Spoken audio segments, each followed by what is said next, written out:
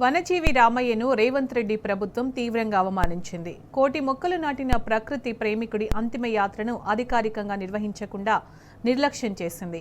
గౌరవ వందనంతో అధికారిక లాంఛనాల మధ్య సాగాల్సిన వనజీవి చివరి మజిలీని సాదాసీదాగా జరిపించింది. భావి తరాల కోసం పచ్చదనం పరిరక్షణ కోసం రామయ్య చేసిన కృషిని కాంగ్రెస్ ప్రభుత్వం కనీసం గుర్తించలేదు.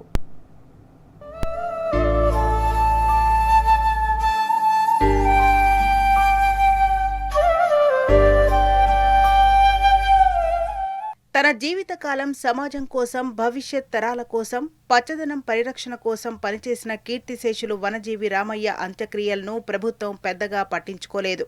అధికారిక లాంఛనాలతో ఆయన్ను సాగనంపాలన్న సోయి కూడా ప్రభుత్వ పెద్దలకు లేకుండా పోయింది. జిల్లాకు 3 మంత్రులు ఉండి కూడా వనజీవి రామయ్యకు అధికారిక లాంఛనాలతో అంత్యక్రియలు నిర్వహించేందుకు కృషి చేసినట్టు కనిపించలేదు.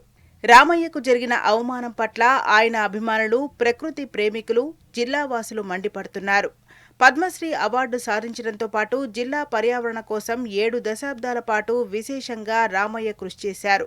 1-2 కాదు, కోటి మొక్కలు నాటిన ఘనత ఆయనది. ఖమ్మం జిల్లా పేరును, కీర్తిని దేశ విదేశాల్లో చాటిన గొప్ప వ్యక్తి రామయ్యకు సాధారణ పౌరుల్లాగే అంత్యక్రియలు నిర్వహించడం జిల్లా వాసులను కలిచివేసింది.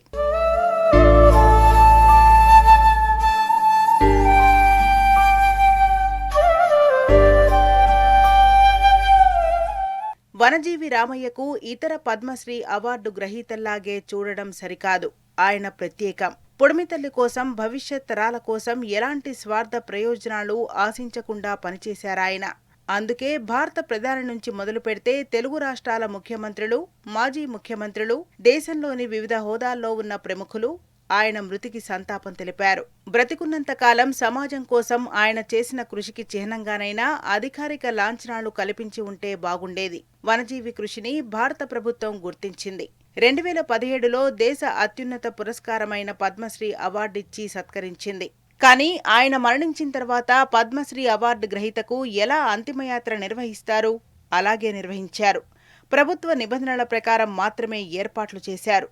కానీ ప్రభుత్వ అధికారిక లాంఛనాలతో ఆయన్ను సాగనంపలేదు. ఈ రెండిటికీ చాలా వ్యత్యాసం ఉంది.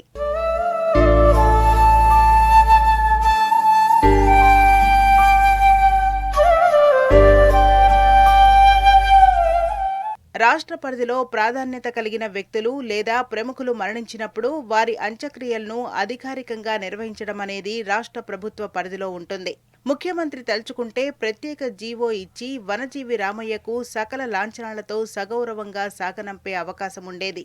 కొండా లక్ష్మణ్ బాపూజీ, గద్దర్, పీసీసీ మాజీ చీఫ్ శ్రీనివాస్ లాంటి ఎందరికో అప్పటి ముఖ్యమంత్రులు ప్రత్యేక జీవో ద్వారా అధికారికంగా అంత్యక్రియలు నిర్వహించిన సందర్భాలున్నాయి. కానీ రామయ్య విషయంలో జిల్లా మంత్రులు చొరవ చూపలేదు.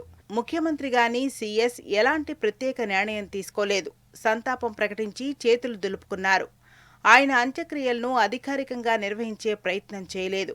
కానీ ఇదే ప్రభుత్వ హయాంలో గతేడాది కన్నుమూసిన పద్మశ్రీ పురస్కార గ్రహీత, సాంప్రదాయక గుసాడి నృత్య కళాకారుడు, ఆసిఫాబాద్కు చెందిన కనకరాజు అంత్యక్రియలను రాష్ట్ర ప్రభుత్వం అధికారిక లాంఛనాలతో నిర్వహించింది.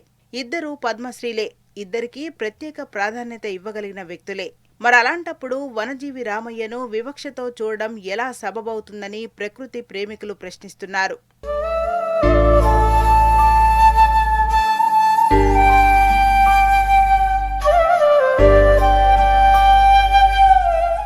పద్మశ్రీ వనజీవి రామయ్య లాగానే కర్ణాటకకు చెందిన తులసిగౌడ్ కూడా 30 లక్షల మొక్కలు నాటారు.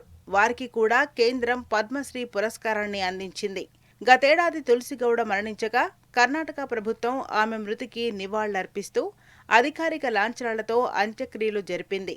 కానీ వనజీవి మాత్రం ఆ భాగ్యానికి నోచుకోలేదు.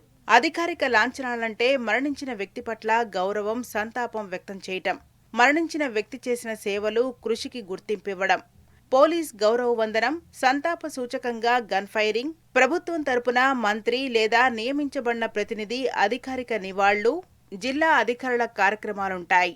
ఇది వారి పట్ల గౌరవాన్ని, నివాళులను వ్యక్తం చేయటానికి ఒక మార్గం. అధికారిక లాంఛనాలతో అంత్యక్రియలు నిర్వహించటం ఒక సంప్రదాయం. అది మరణించిన వ్యక్తి పట్ల గౌరవాన్ని సమాజానికి చాటుతుంది.